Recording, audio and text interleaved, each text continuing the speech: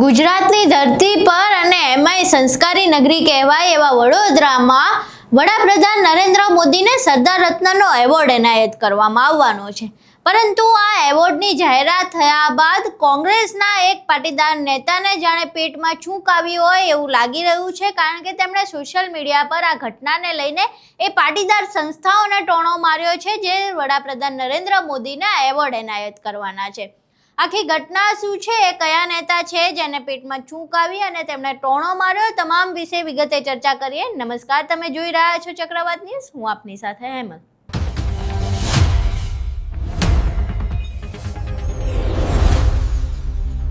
આવનારી 11 તારીખ એટલે કે 11 મેના દિવસે વડોદરામાં સરદાર ધામ 3 નું લોકાર્પણ થવાનું છે અને આ લોકાર્પણમાં વડાપ્રધાન નરેન્દ્ર મોદી હાજર રહેવાના છે।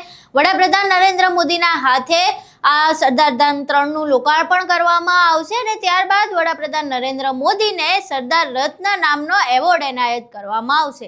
આ એવોર્ડ જે પાટીદાર સંસ્થાઓ છે, અનેક પાટીદાર સંસ્થાઓએ ભેગા મળીને વડાપ્રધાન નરેન્દ્ર મોદીને આ એવોર્ડ એનાયત કરવાની વાત કરી છે, પરંતુ આ એવોર્ડ એનાયત કરવાની વાત કર્યા બાદ કોંગ્રેસના પાટીદાર નેતા એવા પરેશ ધાનાણીની પ્રતિક્રિયા સામે આવી છે। તેમણે સોશિયલ મીડિયા પર એક પોસ્ટ કરી છે અને એ પોસ્ટમાં તેમણે આ એવોર્ડને લઈને જે સંસ્થાઓ દ્વારા તેમને એવોર્ડ આપવામાં આવવાનો છે તેમને ટોણો માર્યો છે કે વડાપ્રધાન નરેન્દ્ર મોદીને આ એવોર્ડ ના આપવો જોઈએ, એવી તેમની વાત છે। અહીં જોઈએ પરેશ ધાનાણીએ આખી જે સોશિયલ મીડિયા પર પોસ્ટ કરી છે તેમાં શું કહ્યું છે। પરેશ ધાનાણીએ પોતાના સોશિયલ મીડિયા એકાઉન્ટ એક્સ ઉપર પોસ્ટ કરી છે અને પોસ્ટમાં તેમણે લખ્યું છે, નકલી હોય ભલે નમો, અસલી અવાજ ઉઠાવો।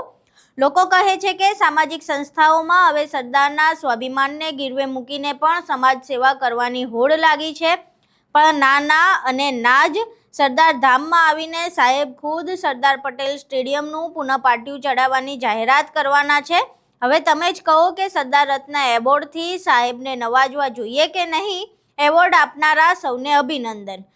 અહીં તમે પરેશ ધાનાણીની એ પોસ્ટ જોઈ। હવે પોસ્ટમાં સ્પષ્ટપણે એવું લાગી રહ્યું છે કે જે સરદાર પટેલ સ્ટેડિયમ હતું તેનું નામ બદલીને નરેન્દ્ર મોદી સ્ટેડિયમ કરવામાં આવ્યું અમદાવાદમાં, એને લઈને ક્યાંક ને ક્યાંક નારાજગી હોય એવું જોવા મળી રહ્યું છે। હવે પરેશ ધાનાણીની આ નારાજગી છે કે જે પાટીદાર સંસ્થાઓ નરેન્દ્ર મોદીને આ એવોર્ડ એનાયત કરવાના છે તેમની સાથે કોઈ ડખો છે કે પછી અન્ય કોઈ કારણ છે તેના વિશે ખબર નથી, પરંતુ આ એક મીઠી ટકોર કરવામાં આવી છે, હળવેક રહીને ટોણો મારવામાં આવ્યો છે કે વડાપ્રધાન નરેન્દ્ર મોદી આ સરદાર રત્ન નામનો એવોર્ડ હકીકતમાં ડિઝર્વ નથી કરતા, એ પ્રકારનું તેમનું નિવેદન હતું। પરંતુ જે પ્રમાણે જાહેરાત કરવામાં આવી છે, વડાપ્રધાન નરેન્દ્ર મોદી પોતે પાટીદાર નથી, તેમ છતાં પાટીદારો દ્વારા આવડો મોટો એવોર્ડ વડાપ્રધાન નરેન્દ્ર મોદીને આપવામાં આવશે અને ત્યારબાદ તેમણે એક રોડ શો પણ વડોદરામાં કરવાના છે। એટલે તમને શું લાગે છે, જે પ્રમાણે પરેશ ધાનાણીએ ટોણો માર્યો છે કે જે સરદાર પટેલ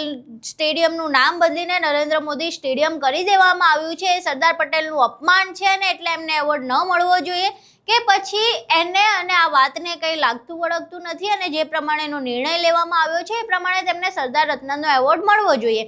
તમને આખી ઘટનામાં શું લાગે છે? પરેશ ધાનાણીએ જે ટોણો માર્યો છે અને જે વાત તરફ એમણે ઈશારો કર્યો છે એ યોગ્ય છે?